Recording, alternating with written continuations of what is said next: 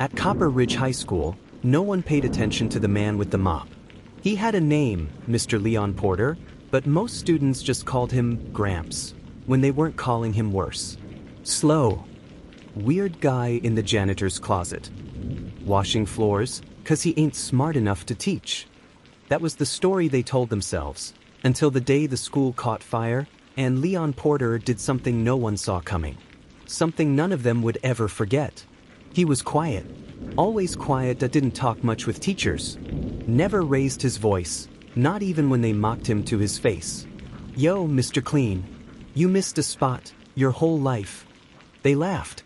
He bent down, picked up a chip wrapper, and kept mopping. Leon had worked at Copper Ridge for 8 years. Hadn't taken a vacation, didn't eat lunch in the staff room, wasn't invited to assemblies, didn't even have a badge with his name on it. To most, he was invisible. But here's what they didn't know. Leon Porter wasn't always a janitor. Years ago, he was Captain Leonard Porter, firefighter, USMC trained, and search and rescue certified. 24 years, 10 commendations, 4 lives were saved during Hurricane Teddy. But 2 months before retirement, he was caught in a gas explosion during a chemical warehouse fire. 3rd-degree burns. Damaged lungs. PTSD. A shattered spine and a pension halved by unjust bureaucracy. No medal, just silence. So he moved, took the quiet job, worked a mop instead of a water hose, and lived in a trailer park on the edge of town. Not a single person at Copper Ridge knew, because Leon didn't want pity. He wanted peace. But fate had other plans. Wednesday, 10:46 a.m. Advanced Chemistry Lab Wing B. A faulty breaker in the wall. A silent surge. And then, fire. Black smoke, sparking wires. A thick chemical burn that spread faster than anyone expected. Alarms blared, teachers scrambled, panicked voices everywhere. Except for the direction of room 207. That's where the emergency failed, where the PA speaker malfunctioned, and 7 special needs students, waiting quietly for instructions from a substitute teacher who never showed, were left behind. No one realized they were missing. No one, except Leon. He'd done his rounds twice already. He knew which classrooms had roll calls at what time. Room 207, their chart was blank. He turned, grabbed the nearest fire extinguisher, and ran straight into the smoke. What happened next, no one believed at first. 3 floors, 7 students, 1 man. Half a tank of oxygen in a borrowed science lab mask. 1 poncho is soaked in water. He used a dolly to carry 2 students at a time. He wrapped another child's face in his own shirt. He broke down the jammed 207 door with his shoulder. And he walked, limped, crawled, until he had dragged all 7 students to the courtyard. Sirens wailed in the distance. Leon collapsed on the last run. A 16-year-old student named Elijah cradled in his arms. He passed out before paramedics could ask his name. A young student stands near a fire truck. He tells the principal what he saw. "The janitor carried us. He came back twice." The principal, visibly shaken. "You mean Mr. Porter?" The twist. The real one? It wasn't just what Leon did. It was who tried to stop him. Because later that night, a worn whistle was found in the trash behind the school's gym. And camera footage revealed another staff member locked a hallway door that should have been left open. A door Leon kicked off its hinges to reach the trapped students. Police suspect someone wanted that door locked. Maintenance logs and admin access keys were manually overridden from a teacher's lounge computer.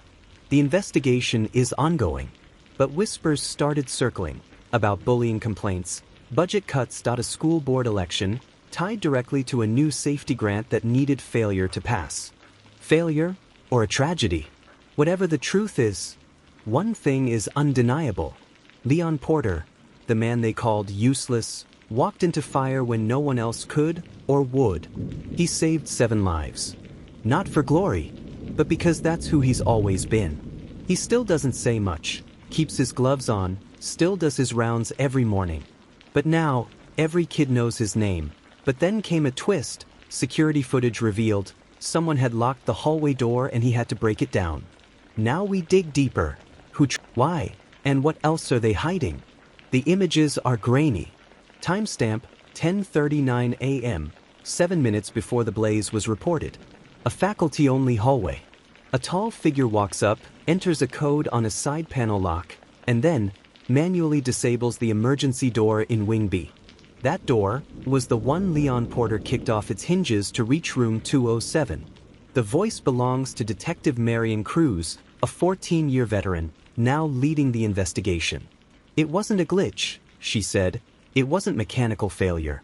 Someone intended that door to stay shut."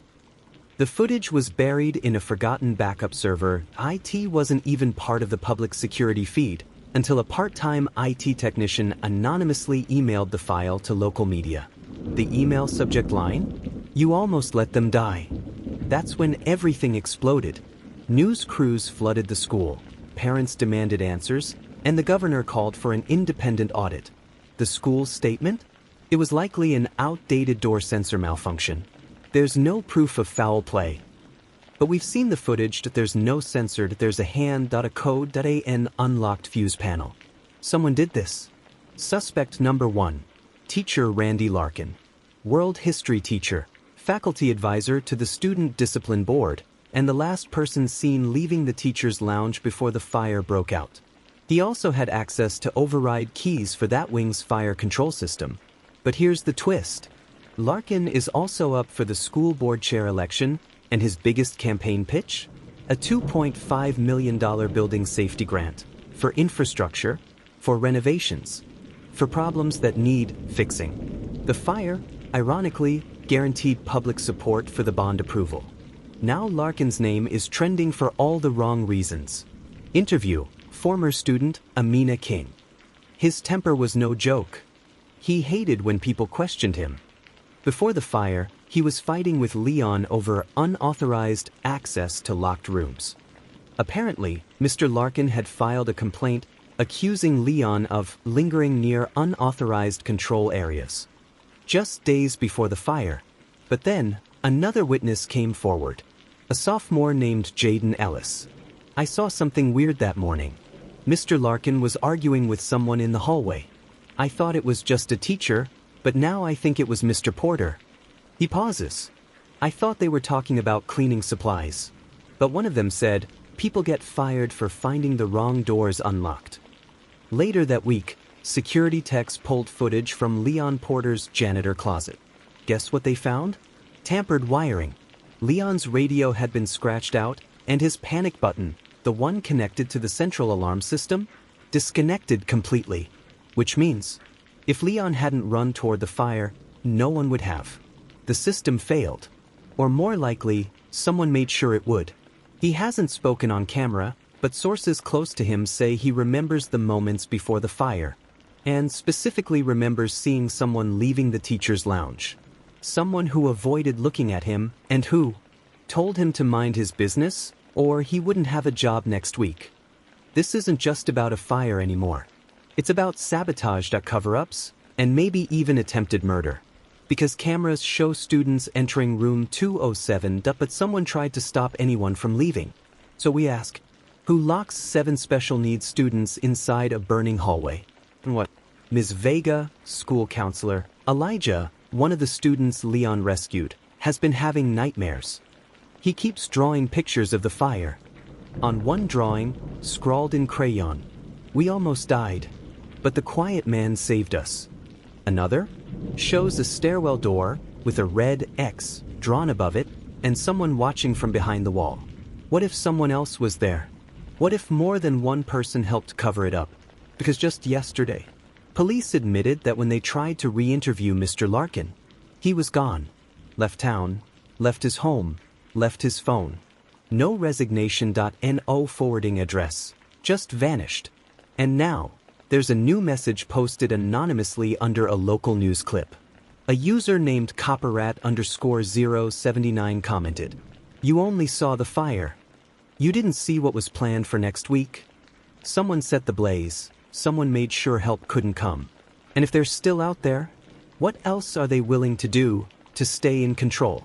Leon Porter saved 7 lives. But the school might not be done burning yet. Share this story.